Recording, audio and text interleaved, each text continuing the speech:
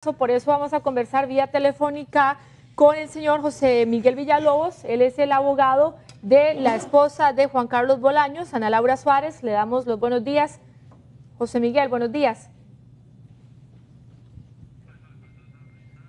Lo tenemos ya en línea, ya están haciendo la llamada. Ahora sí. ¿Nos escucha, don José Miguel? Le escucho perfectamente. Muy buenos días. Muy buenos días. Su reacción, por favor, para el país, don José Miguel, ante esta detención del esposo de su clienta. La verdad es que el Código Procesal Penal le permite a la Fiscalía realizar detenciones cuando necesite investigar un asunto, pero además le exige que esas detenciones solo pueden darse cuando sospeche que la persona se puede fugar.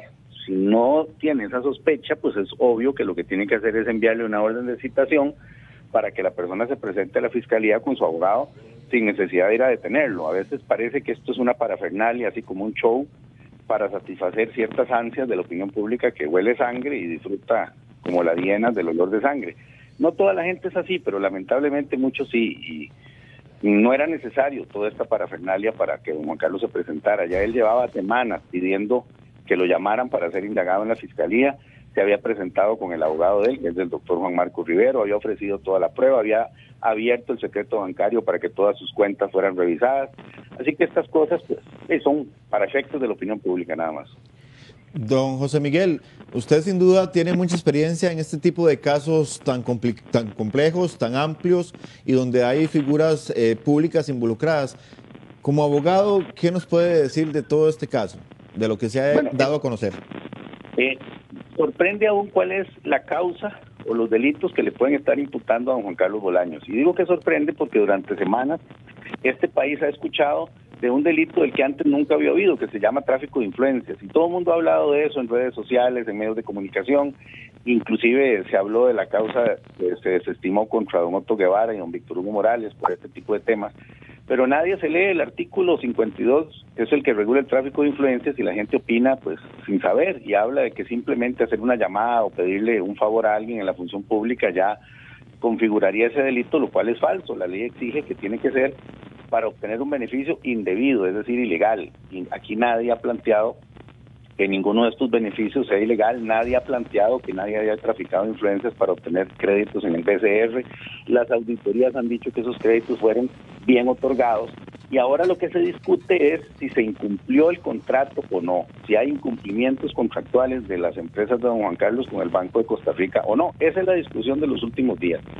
Que eso configure un delito, una eventual incumplimiento contractual, ya me parece un exceso. Hasta el momento nadie ha planteado que haya una estafa, más allá de lo que pueda decir un audio absolutamente ilegal, delictivo, alterado, y que inclusive no puede servir de prueba en ningún tribunal porque es una prueba ilegal. Así que no creo que la Fiscalía, ni menos doña Emilia, que es una fiscal seria, haya basado la detención de don Juan Carlos en un audio que es una absoluta violación al derecho y configura un delito, y como le digo, no puede ser usado como prueba. Así que es altamente interesante pues saber, y don Juan Marcos, cuando acompaña a don Juan Carlos esta mañana en la Fiscalía, se enterará de cuáles son los hechos por los cuales fue detenido y por los cuales se le está investigando. Pero sí sorprende que una persona que desde hace meses sabe que lo están investigando, no tiene ningún impedimento de salida del país, no ha salido del país, se ha puesto a la orden de la Fiscalía en más de 4 ocasiones, abrió el secreto bancario, ha llevado prueba y ha dicho, indáguenme, y la Fiscalía le dice que no y va y lo detiene. Eso me parece que ya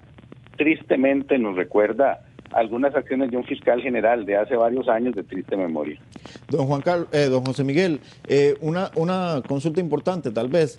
¿Sabe usted hacia dónde llevan o a dónde llevarían a don Juan Carlos Bolaños? ¿Saben exactamente o se sabe, se les ha comunicado por qué razón se ha detenido? O sea, un poco los detalles que en este momento son los que tal vez la gente más le interesan. Sí, claro, el procedimiento es el siguiente: cuando una persona la detienen, no le dicen en ese momento las razones de la detención, sino que simplemente le dicen, acompáñenos, tiene que presentarse a la Fiscalía A, B, C, comuníquese con su abogado para que lo espere en la Fiscalía correspondiente, y es hasta que llegue el abogado que le comunican formalmente cuáles son los hechos por los cuales se le está investigando. Eso es lo usual y no creo que haya sido diferente en este caso. Es decir, que a don Juan Carlos cuando se le detiene no se le dicen las razones, sino que simplemente se le señala que ha sido requerido por la Fiscalía A, B o C y que será llevado entonces a la fiscalía, a cuál no le podría decir porque no lo sé, pero es hasta ese momento que le van a indicar cuáles son los hechos por los cuales se le investigan.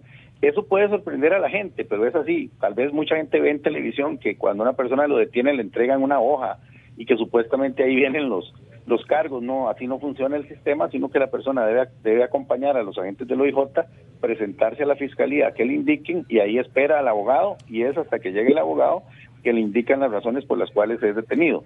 A partir de ese momento se le indaga. Indagar significa que le comunican cuáles son los hechos y le preguntan si quiere declarar o no sobre los hechos, y luego le indican que habrá una audiencia ante un juez que se llama juez de garantías, un juez penal, que es el que va a decidir si le fija medidas o no, dependiendo de lo que solicite el Ministerio Público. Don José Miguel, sí, señor. Disculpe, sabemos que continúan en desarrollo los allanamientos en esta finca ganadera La Lía, ubicada en Grecia. ¿Qué actividades llevan a cabo ahí o llevaban a cabo ahí Bolaños y su esposa, y qué se estará buscando en estos allanamientos? ¿Tienen ustedes conocimiento? Bueno, el conocimiento que yo tengo es que en la casa de Santa Eulalia es una finca donde hay algunos caballos y es básicamente una quinta de recreo, donde a veces pasan los fines de semana por la cercanía de San José.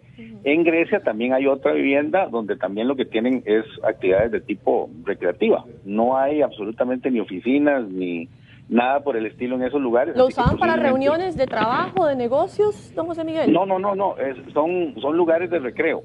Okay. Yo creo que lo que más van a encontrar es la lista de caballos y datos de precios de caballos y informaciones semejantes, pero bueno, el OIJ tiene todo el derecho de investigar como habían tenido. Bueno, José Miguel, le agradecemos muchísimo su compañía esta mañana. Que tenga buenos días. Él era abogado de la esposa de Juan Carlos Bolaños.